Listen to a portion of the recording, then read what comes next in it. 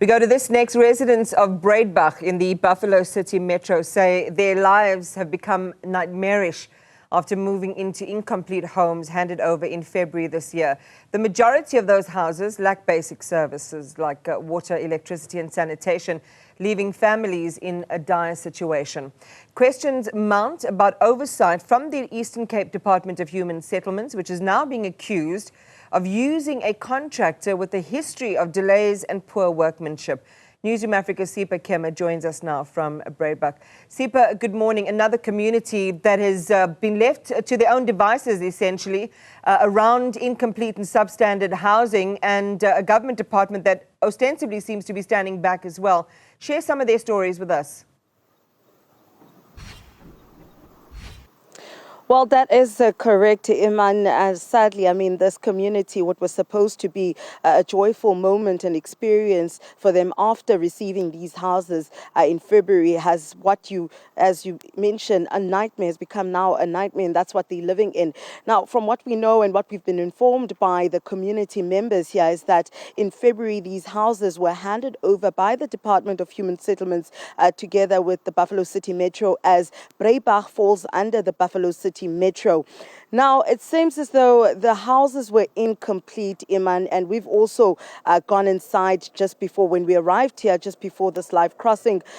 We actually went in inspecting some of the houses to see what exactly the residents were talking about. And we found that some of the toilets do not work, they do not flush, the water system does not work. In some houses, the ceiling is kind of concaving or coming in as well. Some of the houses have already started to experience cracks. But before I show you what exactly it is that we're talking about, let's bring on the PSC secretary. Now, the PSC is a committee that was formed by these residents to have people who will be speaking on behalf of the community and overseeing what was happening with the project, including the project timeline. Let's speak to Sharon Naidu. Thank you so much, Ms. Naidu, for joining us on Newzroom Afrika. Just let's start off with when exactly this project was conceptualized, when it started. Thank you so much for involving me with your media. It is a very good thing. I'm Sharon Naidu. I'm a secretary, PSC secretary, Project Steering Committee since 2016. And since 2016, we've been made promises after promises that this contract is going to be finished. Year after year, I've been taking minutes from subcontractors every year, in and out, getting promises. The next following year it's going to be finished.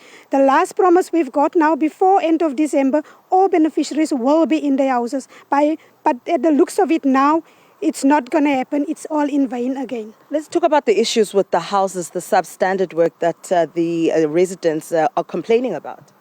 At the moment now, the residents that's moving in, it's the residents that they have to safeguard their houses. But while they're safeguarding their houses, the houses don't get complete. They're still waiting for their houses for completion. The condition of the houses, toilets is not working, taps is not running, roofs is leaking. When it's raining, roofs is leaking. As you can see, some of the roofs is broken. When it's raining in.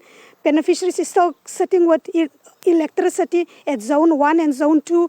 That is also still not fixed at the moment. And I mean, it's another festive year. It's another period of time where beneficiaries is looking forward to enjoy their houses. But this is the outcome of the contractors and the department that we have. Okay. And now, Iman, I mean, we also saw a clip, we've been shown a clip that was taken during that handover of the house. Now, we're going to take you into one of these houses that we've been talking about, just to show you what exactly it is that we have been talking about when it comes to the issues that come with these houses.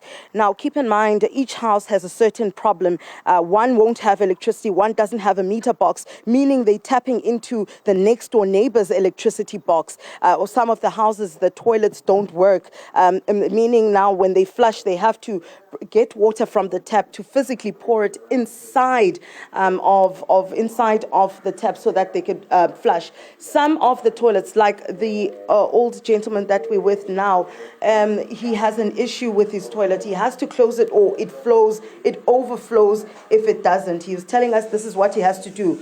The water just starts coming out, and he struggles as also it starts to leak as well. He says it also leaks at the bottom and comes all the way down. So in order to stop that, he has to make sure that he actually closes it. And see some of the water, when it comes out first green, it's dirty. That was some of the complaints that we had received from the community members. Now, there's various issues that the communities are actually complaining about. Now, he has water, but however, his next door neighbor is struggling with water, and the other neighbor next to him does not have an electricity box. When she moved into the house, she found it not to have an electricity box. She can't buy electricity.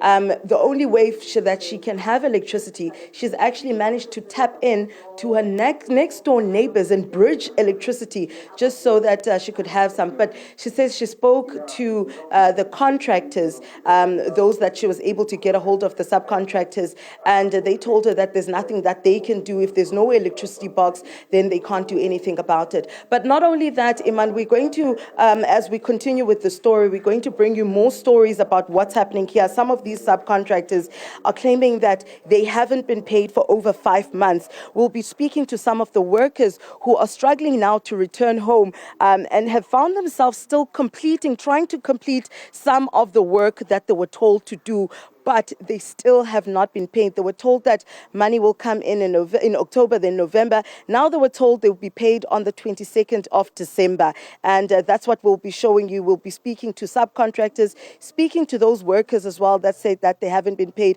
and also showing you more of these houses that are in much a worse condition and have more issues to them. Another community which faces the prospect of an unpleasant festive season, Sipha, Kema. Thank you for that update, and we'll